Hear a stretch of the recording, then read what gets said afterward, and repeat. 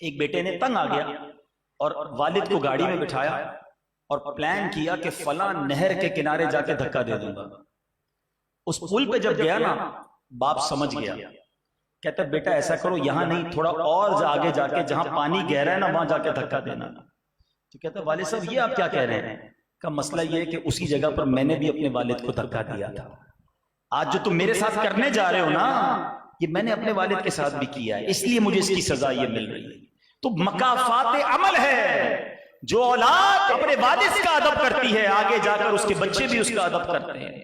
آپ کو میں ایک ایزی فارمولا دے دیتا ہوں نا، آپ کو کسی والد کے بچے ہاتھ چومتے نظر آئے نا، آپ اس کو روک لو، پوچھو لگتا ہے تم نے بھی اپنے والد کا بڑا ادب کیا؟ وہ کہے گا ہاں الحمدللہ میں نے بھی کیا۔ اللہ اس کی اولاد فرما بردار بنا دے گا۔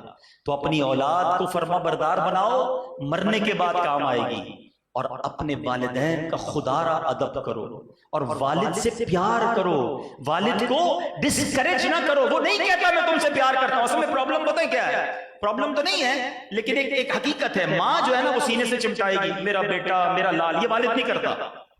والد کہتا بھی نہیں میں تم سے پیار کرتا ہوں، ورنہ وہ سب سے زیادہ تم سے پیار کرتا ہے، کیونکہ وہ سب کچھ تمہارے لیے تو کر رہا ہے۔ اگر وہ زبان سے کہتا نہیں میں تم سے پیار کرتا ہوں مگر اس کے دل میں بہت پیار ہے تمہارے لیے، تو کم از کم اس کو ایکنالج تو کرو، ریئلائز تو کرو، اسے اس محبت کا صلہ تو دو۔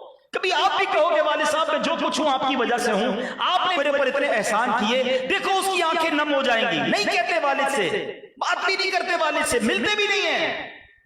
خدا را اپنے والد کی قدر کرے۔